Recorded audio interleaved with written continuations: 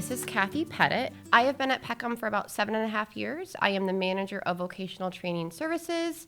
One of the programs I oversee is the supported work experience program, and we have a lot of individuals in that program with traumatic brain injuries. And then Kathy, will you tell a little bit about yourself? Sure. I'm Kathy Pettit. I've been at Peckham for 15 years, and I'm the operating platforms coordinator. My team oversees kind of the behind-the-scenes technology. We're responsible for making sure that the tools that we use every day are safe, secure, and accessible. We want to make sure that the tools that people need just work. And then I also partner with other teams in the organization to make sure that our technology aligns with Peckham's mission. We are here to have an open and meaningful conversation about brain injury awareness. So March is Brain Injury Awareness Month, a time to learn, reflect, and elevate the voices of those with lived experiences. Kathy is here to share about her personal journey of living with a brain injury as well as her journey towards employment. So Kathy, will you share a little bit about your journey and how long have you been living with a brain injury? Sure. So it's 2002. I'm 21 years old, and I'm a student at Michigan State University. I'm studying animal science with the focus on veterinary pre-vet technology. I've recently purchased a house with my partner, and it feels like life is pretty figured out, right? Everything seems to be going according to plan. I know what I'm doing with myself. So even though it's January in Michigan, it's an unusually warm day, warm enough that I don't need my coat. So I decide to do something totally ordinary on my day off. I'm going to go to Horrocks and get some produce so that I can make a nice dinner. I can remember getting on the expressway, and then I opened my eyes in a dimly lit room with machines beeping around me and an IV in my arm, and a stranger is leaning over my bed asking, "Is there anyone you want me to contact for you?" That was the hospital chaplain. I don't remember the accident. I don't remember being cut out of my car. I don't remember how I got to the hospital. He told me that I had been in a serious car accident and that my car had rolled down an embankment. I had a closed brain injury with some bleeding in my brain. I was fortunate to not need surgery, and I thought that I still felt like myself. But what I didn't realize at the time was this wasn't just a short detour. This was going to be something that had lasting effects that I'm still dealing with to this day. So after your accident, did you do any research about, why the brain blocked out that particular period of time for you? Do you have any impacts of memory before, like during your childhood, or what does that look like for you?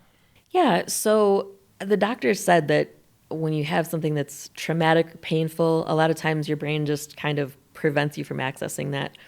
I was conscious. I was having conversations with people during that time that I've been told about, but I still remember nothing. I even made my mom take me back to the place where the accident happened, and we went and looked at my car because I was hoping something would come back, and I still have never remembered beyond getting on the expressway and waking up in the hospital room. Sure. Wow. That's scary to think that your brain could block out that important part. So how was your career path impacted from this accident? I know you mentioned going to vet school and now you're at Peckham. So kind of tell us a little bit about that. Yeah, this is not at all what I planned on doing.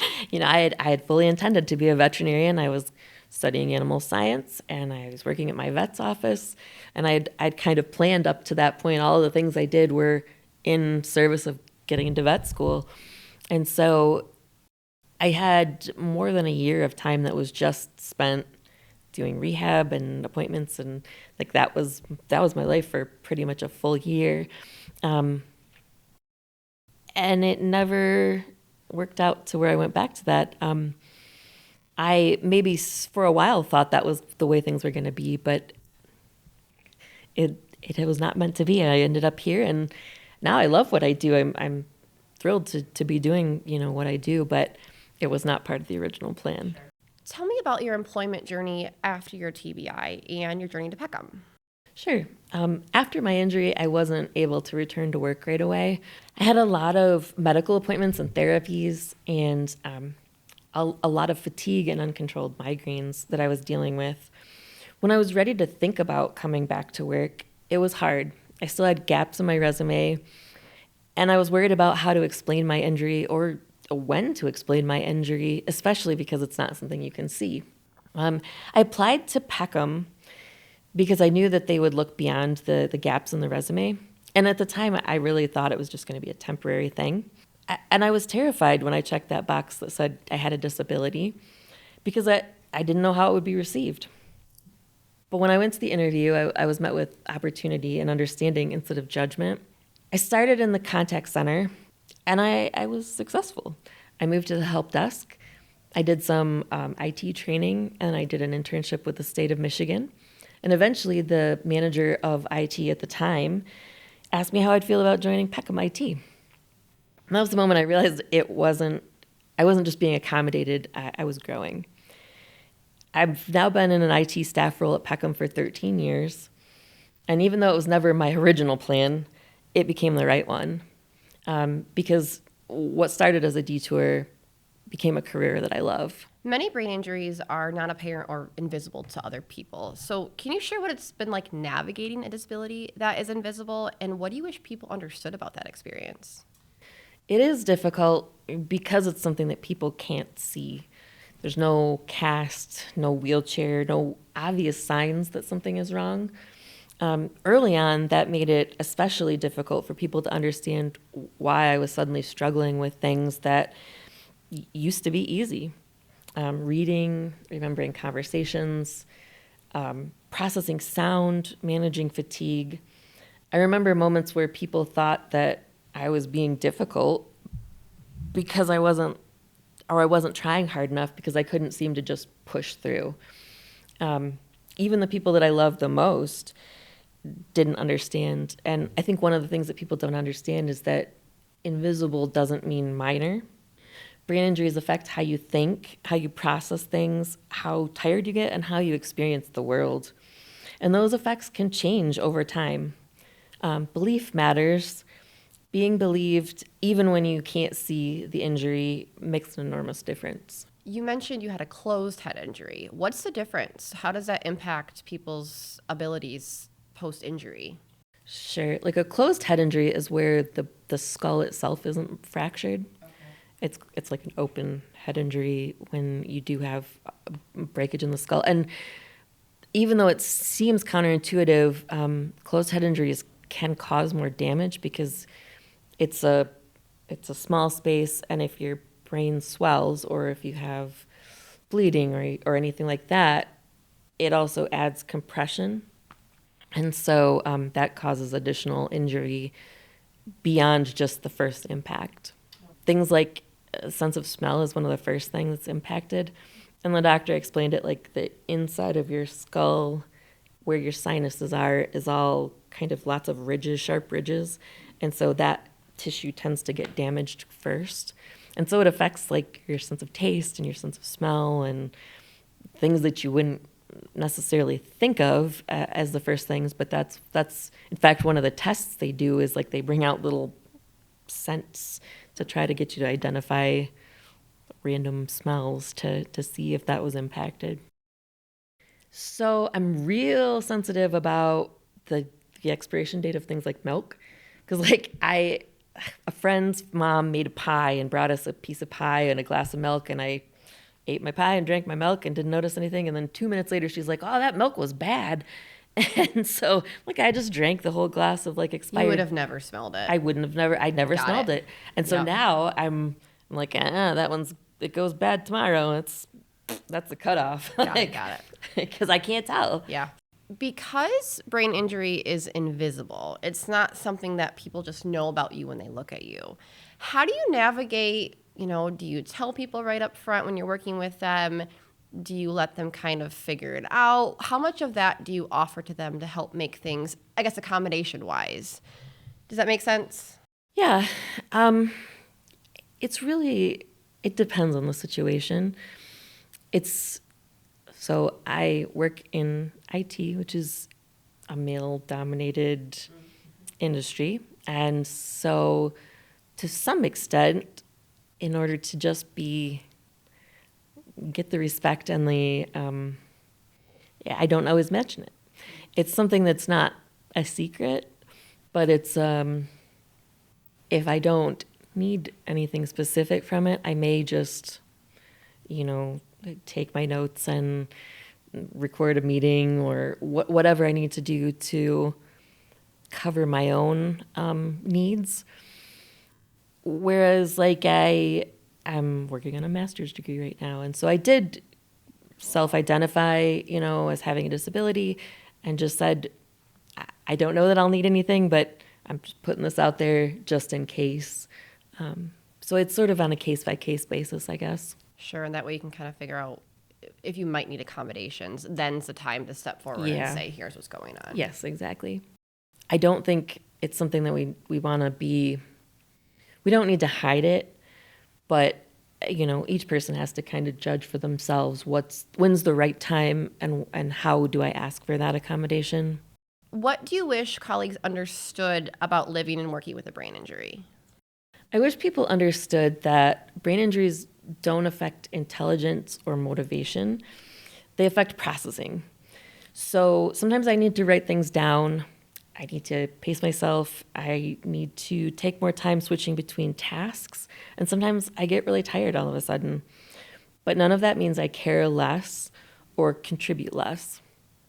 I've learned that having clear communication, reasonable pacing, and flexibility isn't about lowering expectations. It's about creating an environment where people can do their best work consistently. You talked a little bit about your journey from team member to staff. What, through that part of it, most shaped how you show up at work today? What shaped me most was learning how much environment really matters. When you're given time to learn, clear expectations, and support instead of judgment, it changes what's possible.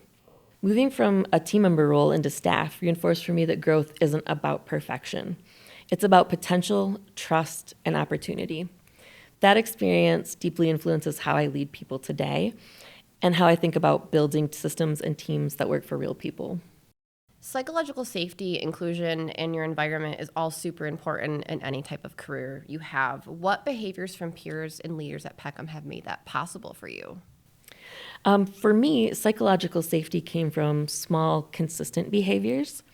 Leaders who listened without immediately trying to fix things, coworkers who didn't make assumptions about my capabilities, and managers who focused on what I do well instead of what I struggled with. Being recognized for my strengths and abilities rather than my weaknesses, and viewing what I was capable of instead of what I had problems with makes a huge difference. When did you first feel truly seen at Peckham, and what made that moment possible? I think I first felt like I truly belonged when my contributions were recognized for their value, not viewed through a lens of disability. There was a moment when I realized I wasn't just being accommodated, I was being trusted. I was being invested in. That's the point where Peckham stopped feeling like a job and started feeling like a place where I mattered. Now, how does your injury affect day-to-day for you, whether that's cognitively, emotionally, physically, and what supports have helped you the most, whether that's at home or at Peckham? Yeah, day to day, my brain injury shows up through fatigue, migraines, and just cognitive overload. I have to be mindful of pacing myself, scheduling, and how much information I'm trying to deal with at once. The supports that helped the most were routines, written notes, predictable workflows as much as possible, and flexibility around how work gets done. Those supports allowed me to be consistent and successful over the long term. What practices can your coworkers or teammates adopt to better support coworkers with brain injuries? Yeah, start by listening. Believe people when they tell you what they need. Avoid assumptions. Ask open-ended questions like what helps you do your best work, and understand that needs may change over time. Inclusion doesn't require expertise in brain injury. It just requires curiosity, flexibility, and empathy. Do you feel like you've gained anything from this experience? Have there actually been any benefits post-injury? I think so. I think that I am much more empathetic.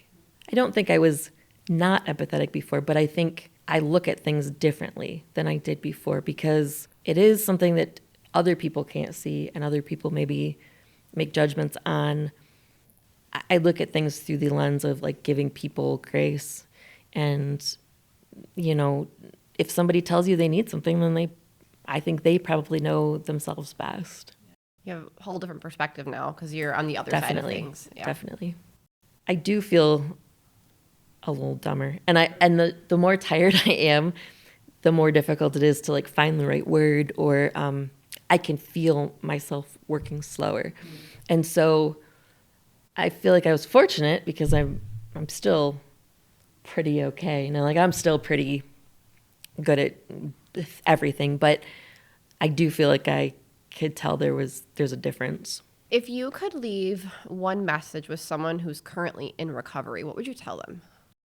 Your life is not over. It may look different than what you were planning, but different doesn't mean worse.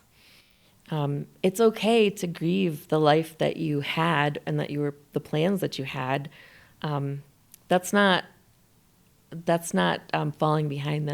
That's healing. Thank you, Kathy, so much for sharing your journey and being so open and willing to share. It's very impactful, and I appreciate it. Thank you all for listening in on this meaningful conversation. Join us next time.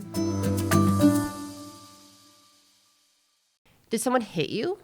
Yeah, so I was going to bring you a picture of my car because it's very impressive. Like I had a Cavalier, a two-door Cavalier, and a guy with a full-size pickup pulling a 16-foot flatbed trailer rear-ended me on the expressway.